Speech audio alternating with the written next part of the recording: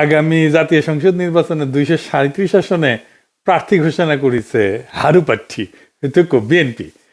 হারার আগে হারু প্রার্থী বলা ঠিক না, কিন্তু ওরা পণ করেছে হারিবেই। আমার মাঝে মাঝে অবাক লাগে, বিএনপির কি বুদ্ধি যুদ্ধি আছে এমন লোক নাই?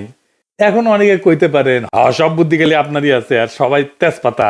তাহলে আসেন আমরা অঙ্ক কইসা বুঝে দেখি, কেন বিএনপি যা সিট পাইতো তার চেয়ে কম সিট পাইবে এমনি নমিনেশন ঘোষণা করায়।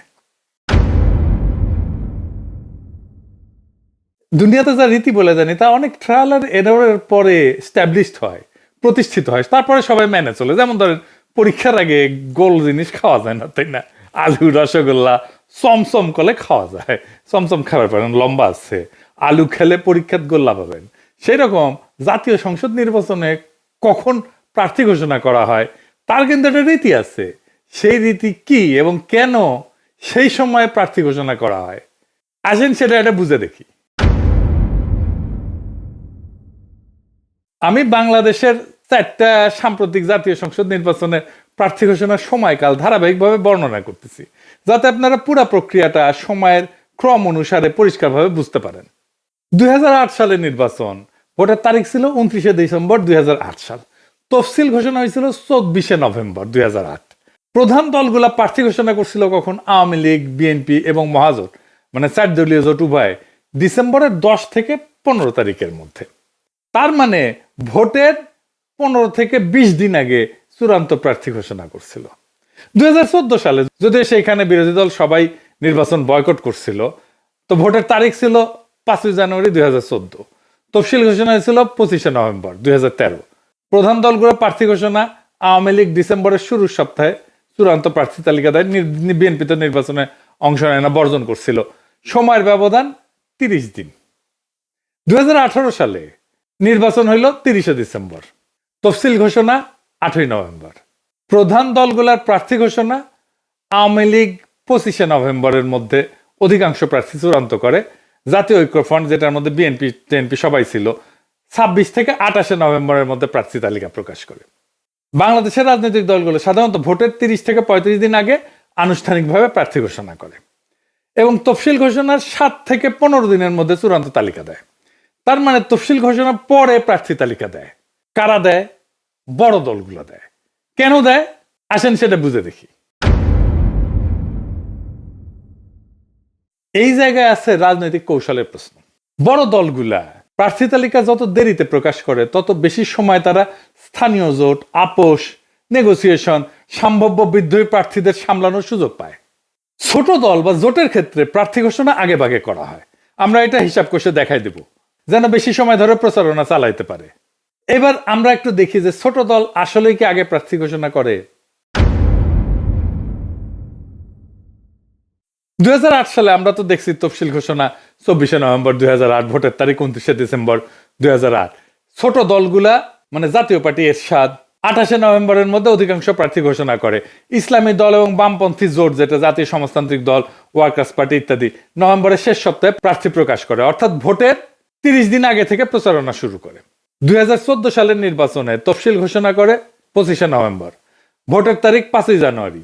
বিএনপি ছিল না, ডিসেম্বরের শুরু থেকে 1 থেকে 5 ডিসেম্বরের মধ্যে ছোট দলগুলো প্রার্থী ঘোষণা করে 30 থেকে 35 দিন সময় আগে। 2018 সালের নির্বাচনে তফসিল ঘোষণা 8ই নভেম্বর 2018, ভোটের তারিখ 30শে ডিসেম্বর 2018। ছোট দলগুলা যেমন ইসলামী আন্দোলন, বাংলাদেশ জেএসডি, বিকল্প ধারা, গণফোরাম, ঐক্যফ্রন্ট, এগুলো নভেম্বরের 10 থেকে 20 তারিখের মধ্যে প্রার্থী তালিকা ঘোষণা করে। এরশাদ 20 নভেম্বরের মধ্যে অধিকাংশ আসনে প্রার্থী চূড়ান্ত করে। তারা ভোটের প্রায় 40 থেকে 45 দিন আগে প্রচারণা শুরু করে প্রার্থী সিলেকশন কমপ্লিট করে। তার মানে ছোট দলগুলো হিসাব করলে দেখা যাবে ভোটের প্রায় 45 থেকে 50 দিন আগে তারা মাঠে নামে এবং প্রার্থী চূড়ান্ত করে ফেলে।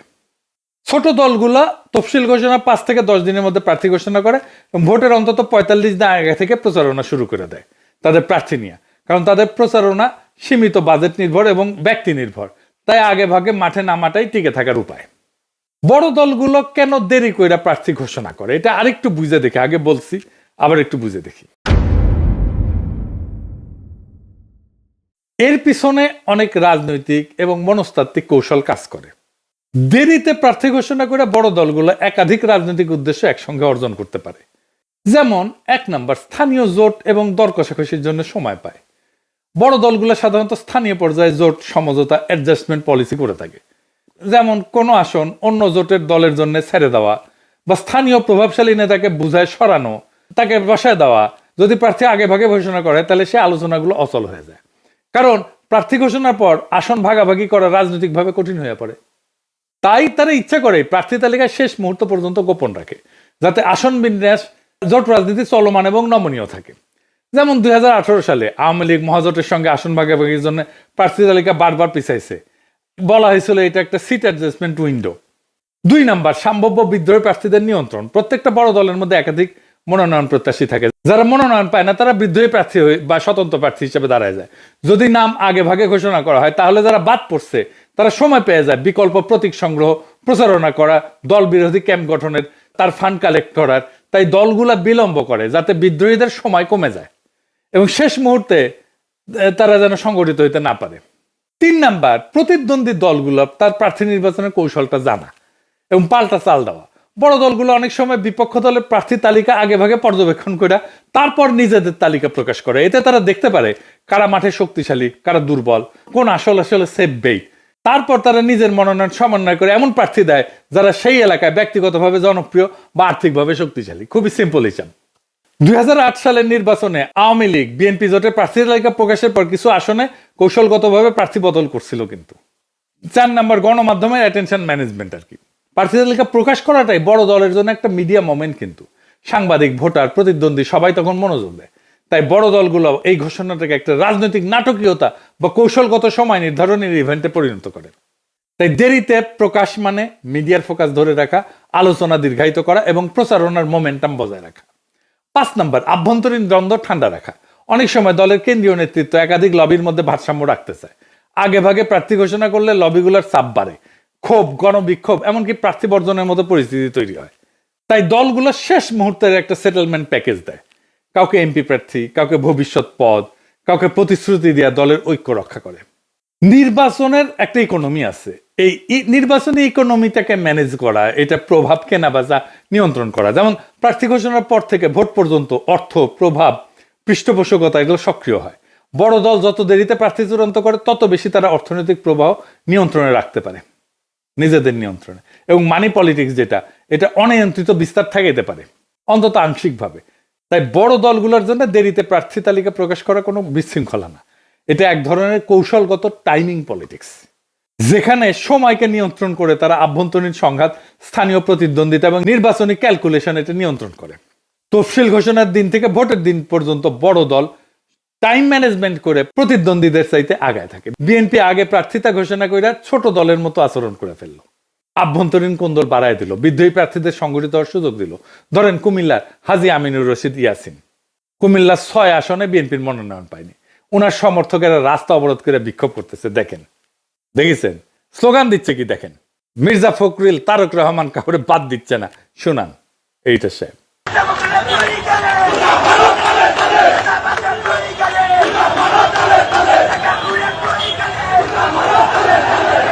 উনি কিন্তু ভালো মানুষ, ইয়াসিন সাহেব ধান্দা করার জন্য রাজনীতিতে আসেন না। আমি শিওর উনারে বিএনপির বিরোধীরা মনোনয়ন দিলে বিএনপির প্রার্থী হাইরা যাবে। লক্ষ্মীপুর স্যারে আসম আব্দুর রবের জন্য এবিএম আশরাফুদ্দিন নিজানরে মনোনয়ন দেয় না। ওই সিটে আসম আব্দুর রব গোহারা হারবে যদি নিজান সাহেব অন্য মার্কা নিয়ে দাঁড়ায়। আমার হিসাবে বিএনপি 40 থেকে 50টা সিট হারাবে। এইভাবে বিদ্রোহী প্রার্থী অন্য দলে ভিড়ে যাবে। হারাধনের 10টি ছেলে রইল বা কি এক, এমনিতেই ক্ষমতায় যাবে কিনা সেটাই প্রশ্ন। তার মধ্যে ভুল কৌশলে সিট হারানোর কাম করলো, মানে মোটে মা রাধে না তপ্ত আর পান্তা। আর কি মহা ভুল করিছে। খালেদা জিয়াকে মনোনয়ন দিছে 3টে আসনে, এটা একটা ডিজাস্টার হবে। আমি সমস্ত রেসপেক্ট, খালেদা জিয়ার প্রতি সমস্ত রেসপেক্ট রেখে বলতেছি, খালেদা জিয়া সবকিছুর ঊর্ধ্বে থাকবেন। ওনারে আমরা সবকিছুর ঊর্ধ্বে রাখতে চাই, আর ওরা বিএনপির নেত্রী বানাইতে চায়। উনি কেন ইলেকশন করবেন? উনি প্রেসিডেন্ট হবেন বাংলাদেশে। বিএনপি বাদেও যে কোনো দল ক্ষমতা আসলে খালেদা জিয়া প্রেসিডেন্ট হিসেবে প্রথম পছন্দ থাকতেন। উনাকে উনার শরীরের এই অবস্থায় ইলেকশনে নামাইয়া তো বিএনপি তার দুর্বলতা প্রকাশ করলো। মানে ম্যাডাম তো গত 14 মাসে কোনো পলিটিক্যাল কাজে যুক্ত ছিলেন না। উনি সেরিমোনিয়াল প্রেজেন্সে যেখানে দরকার সেখানে থাকবেন, যেখানে শারীরিক সক্ষমতা লাগে সেখানে ওনাকে টাইনে আনা তো মোটেই ঠিক না। উনি কি সংসদের মিটিং এ থাকতে পারবেন? পারবেন না। উনি কি এলাকায় যাইতে পারবেন? পারবেন না। এমনকি উনি কি 3টা এলাকায় গিয়ে একটা করে নির্বাচনী সভা করতে পারবেন? পারবেন না। এমপি হওয়ার কাজ তো সিরিয়াস ফিজিক্যাল স্ট্যামিনার কাজ। তাহলে বিএনপি কেন ওনারে ভোটে দাঁড় করাইলো? করুণা বা সিম্প্যাথি ভোট পাওয়ার জন্য। করুণা পাবে কিন্তু ভোট পাবে না। করুণা দিয়ে ভোট পাওয়া যায় না, এটা একটা ব্লান্ডার। খালেদা জিয়ার প্রতি সম্মান, ভালোবাসা, শ্রদ্ধা থাকলেও মানুষ ভোট দিবে না। সে একজন কর্মক্ষম নেতা চায়। সে এমন নেতা চায় না যে শারীরিকভাবে দুর্বল। খালেদা জিয়া কখনো হারেন নাই, বিএনপি উনারে হারিয়ে যাওয়ার ব্যবস্থা করছে। আমি আজ কইয়া গেলাম, মিলাই নিয়েন। উনি যতগুলো সিটে আগে দাঁড়াইতেন সবগুলোতে জিততেন। উনি এইবার 3টা সিটেই জিতে আসতে পারবেন না। আমার কথাটা মিথ্যা হইলে আমি সবচেয়ে খুশি হইতাম, কিন্তু তা হইবে না। এই বুদ্ধি কার মাথা থেকে আসছে কে জানে। ও যার মাথা থেকে আসছে ওরা খুঁজে বের করা দরকার। ওরা ইলন মাস্ক কেন টোকায় না? ওরা টোকায় নিয়ে যাওয়া দরকার। ওর তো বাংলাদেশ ওর জায়গা না। আর কি ভুল করিছে? ফজা পাগলারে নমিনেশন দিছে। ফজা পাগলার মতো যত পাগলামো, মুজিব বন্দনা, আওয়ামী রাজনীতি সবকিছু ওন করিছে। আর এক মুজিব সানা হাবিবুর রহমান, হাবিবুরও নমিনেশন দিছে। মানে মুজিব সানাদের পুনর্বাসন করেছে শক্তভাবে, যেন আওয়ামী ন্যারেটিভ চালাইতে পারে। মাদারীপুর একে একটা কাঁচা গুড়ে নমিনেশন দিচ্ছে। দেখেন ছবি, দেখান এডিটর সাহেব, দেখেছেন। এবার ভিডিও দেখেন।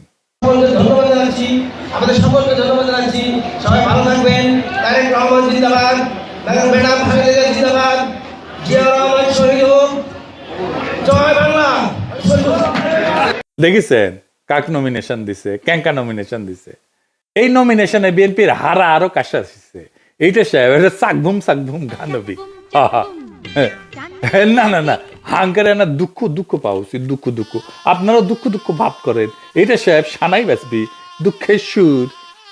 আর হ্যাঁ, শেখ রুমিনুর রহমান নমিনেশন পায় নাই, এজন্য খুশি হয়েন না।